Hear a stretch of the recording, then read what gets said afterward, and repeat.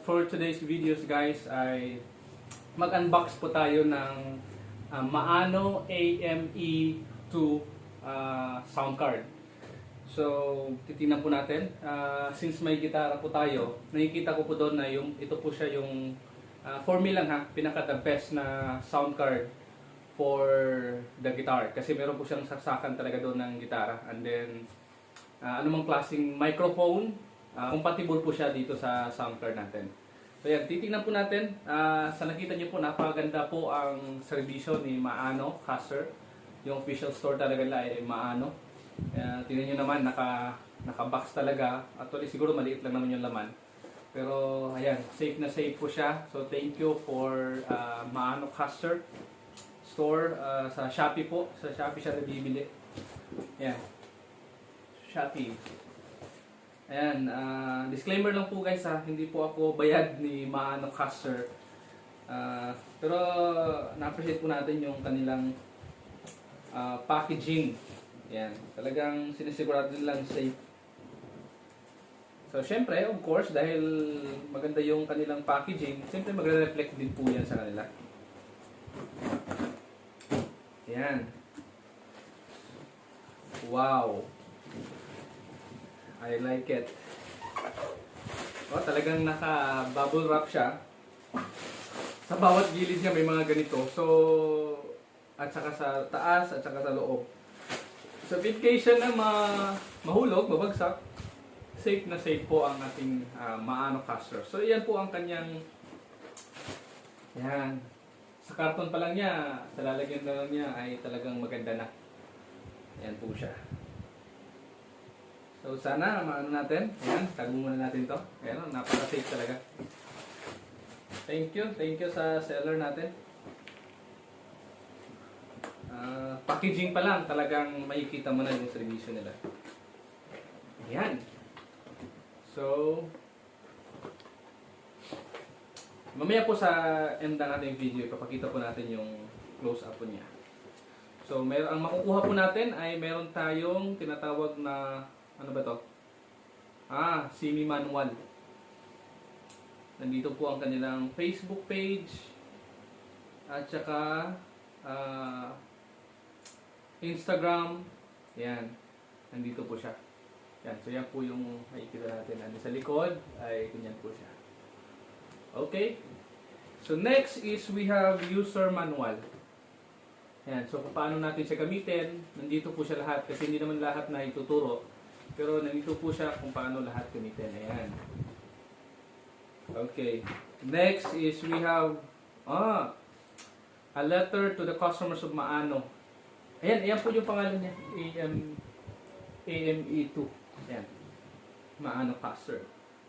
Thank you for choosing Maano. Then, the mobile you receive, this package is Maano into the story behind the product. Ayan. Nagbibigay po sila ng mga brief background doon po sa kanilang product at saka sa kanilang store. Ayan. So we have, ayan, napakaganda talaga. Meron pa silang mga ganito. Ayan. Talagang makikita mo siya na original talaga siya. Ayan. So bihira lang po may ganito. May mga sound card din ako. Nakain ng sound card na ako. Pero yan yung sinasabi ko. Ayan, meron po siyang connector for gitara. Ayan, for guitar. And then, yan. So sa likod, yan din po yung makikita natin. And then, yan. So that's it. So, maliban doon kanina sa bubble wrap, ay meron pa silang talagang talagang safe. Sinisigurado nilang safe na safe talaga yung Maano. Ayan. And then, kita nyo naman yung box. I highly recommend this product. Hindi ko pa siya nagamit, pero ayan, talagang makikita natin yung durability. At saka maayos. So, ayan na yan. Ayan na. Mayroon tayong makukuhang mga accessories. Buksan natin. Tingnan natin kung ano makukuha natin dito. Okay, so yan, halos kumpleto siya siguro, ano? Pero sa mga kulang, meron naman tayong mabibili sa Shopee, ayan. Pero okay na po siya dito sa live And then sa ibang connector, maybe sa accompaniment or sa music, nilalagay tayo. Pero pwede na rin siya sa, kasi Bluetooth naman siya may Bluetooth naman. Kaya kahit hindi na siya magagamit. So, saktong-sakto lang talaga. Ito, I think, doon sa charger. Yan. Lahat po yan ay made in Maano. May mga tatak po sila. Talagang original po yung mga ganito nila. Ayan. So, may mga tatak po sila dito sa ano. Ayan, mayroon po silang, ayan, Maano. Ayan, ewan ko kung kita nyo po. Ayan, may mga tatak. Okay. So, sulit muna natin. Medyo magulo na yung kwarto ko. Ayan. So, next, the most exciting part is the woohoo! Yung ano natin. So, ilang centimeter ba siya? Isang dangkal ko siya Kaya lang medyo mahaba yung dangkal ko, ano? Ayan. So, yan po siya kalaki. Ayan. Talagang napakaganda. Ayan, no?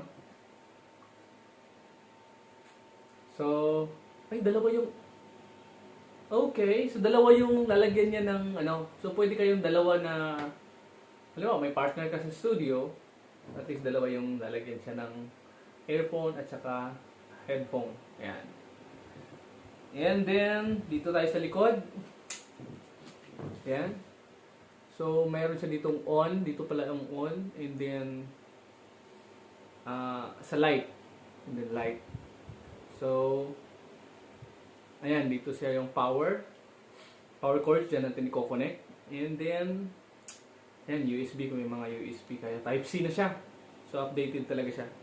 And then, Live 1, Live 2, monitor SPK. Hindi ko pa siya masyadong alam yung iba. Pero, nandoon naman sa manual. So, ayan, meron po siyang Live 1, Live 2, and then, monitor. Ayan. So, aux in, meron din siya. So, talagang, ito yung mga, kung may insert na mga music, aux in, papasok po siya. Yan. Tapos lalabas siya sa kwan. Dito sa live. And then mic 2, mic 1, ay ito yung instrument, and then mic. So, bali tatlo. So, ito yung kagandahan kasi mayroon siyang settings ng kanyang mic. Pwede siya sa condenser and then dynamic. So, ma-adjust mo siya. Kaya ito yung sinasabi ko, anumang klaseng, ayan. May settings. Anumang klaseng microphone, talagang compatible siya dito. Ayan. So, ayan, i-on siguro natin. Dito naman pala, ayan. So, dito ay meron siyang, ayan, nakita nyo? Ito yung, ano ba ito? Sa aux in. Ayan, yung sa music natin. Ito siguro yung output, ayan. Pag mapakinggan nyo siya, kung gusto nyo i-adjust dito sa earphone, ayan, so dito siya yung volume niya. So dito kayo nagko-control, and then dito yung control ng inyong kwan, yung mga accompaniment instrument, ayan, dito siya. So, yung kagandahan niya, meron siya ditong halos kompleto siya. Low, mid, high, and then instrument gain. Ayan, sa mga gitara. Iba kasi yung tunog ng gain Baga pang rock, ayan. Yung mga ano. Kasi yung normal lang. Pero ito, nakokontrol siya dito. Instrument gain. So, we have instrument volume. Ayan. Pwede niyo palang i-adjust yung, halimbawa may gitara tayo, i-adjust yung volume niya through this instrument volume. And then we have the monitor. Ayan, yung pag-pick up niya ng sound. So, maliban dyan, dito tayo sa baba. Unahin natin dito. Meron tayo dito sa Bluetooth. Ayan, kung naka-Bluetooth siya, pwede siyang i-adjust yung volume, yung lakas niya. Ayan, nandito din siya. Yung in-insert natin na music. And then we have, ano ba ito? Sa mic. Ayan, sa mic. Ayan, mic or ano. So dito, meron siyang mga sound pad. Which is, dito wala po siya nakalagay. Bakante po yan. Pwede pong magre-record ka ng sarili mong effects. Halimbawa doon sa mga sound effects na mga ginagamit ng mga vlogger. So, pwede kang mag-ano dyan. Since sa atin Christian, pero mag-record tayo ng music about yung mga sa Christian din naman. So, pwede tayong pipili. Hindi kagaya dong ibang ano. Kasi marami tayong mas-search na mga effects sa YouTube na ginagamit, which is hindi siya built-in sa sound card. So, ngayon, ang gagawin natin, pwede tayong mag-record dito. So, pipiliin na lang natin kung, halimbawa, na-record na natin, pwede natin siya magagamit. And then, mayroon din siyang mga, ayan, may sound pad, may iba't iba siyang kwan. So, dito, we have pad volume. Ito. So, kung dito, gusto nyong, kasi pag i-adjust natin dito, yung boses natin, tapos pag sa ibang sound card kasi, kung anong boses niya, dito sa pad, halimbawa yung mga effects niya na gunshot, kisses, kung anong ano niya doon, hindi siya kasama. Or yung iba naman, kasama siya. Pero dito, separate po yung volume niya. So, meron siyang pad volume, and then sa pitch, ito yung sa boses, and then sa reverb, ito yung kagandahan rin. Kasi, sa mga mahilig mag-karaoke. Ayan, lalagyan lang ng echo. Ayan, maganda siya. And then, meron tayo ditong reverb reset, side chain, music only. Ayan, sa music only, halimbawa, meron po tayong mga kanta na walang gusto natin tanggalan ng boses, tapos wala siyang karaoke pala sa YouTube. Pwede natin siya matanggalan ng music dito. Pero of course, hindi siya ganun ka as in tanggal lahat. Kasi siyempre, ano naman to kasi, medyo mahirap kasi na part na yun eh. Kasi ako nagtatanggal din ako ng boses kasi gumagawa ako ng karaoke. Pero, mahirap talaga siya. Kaya, dahil dito built-in siya, ipipress mo lang. Pero at least matatanggal yung boses niya. At saka yung instrument niya, medyo rinig. Kaya pag sinabayan mo siya, pag hindi na klarado, hindi na medyo marinig yung boses na original. Medyo humina po siya. Pero may mga kanta talaga, depende kasi sa song, mayroong kanta talaga na kaya niya talagang tanggalin yung boses talaga. Yung iba naman ay medyo pinalitan yung boses. Depende po sa song. And then, meron tayong dry wet, loop back, and then the noise. Ayan, makikita po natin yan. Anyway, nandun naman yan sa kanya pong manual, user's manual. So, yun yung kagandahan. And then, kung titingnan nyo yung quality niya, ayan, medyo matte lang siya. Hindi siya shiny. Pero dito, shine siya dito, para siyang glass. Siguro dahil may plastic, ano?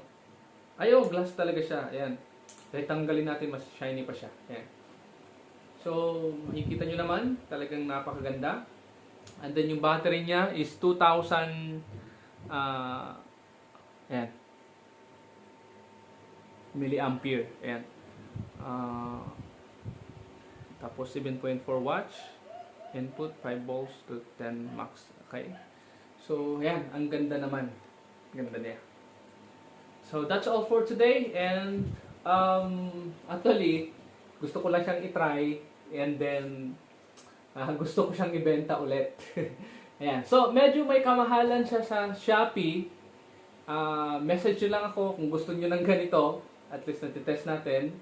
Natitest natin to. At medyo discounted po tayo ng, kasi siyempre na-open ko na eh. For 500 pesos. Ayan. Kung magkano yung price sa Shopee, i-discount ko kayo ng 500 pesos. Ayan. So, message nyo ako sa aking channel. So, pwede nyo rin akong i-add sa Facebook para pwede natin pag-usapan. Actually, may Shopee, may Shopee store. Kapag i-message nyo ako, pwede ko siyang i-post sa Shopee para makikita nyo doon yung transaction natin na bibilhin nyo. Ayan. So, that's all for today and God bless.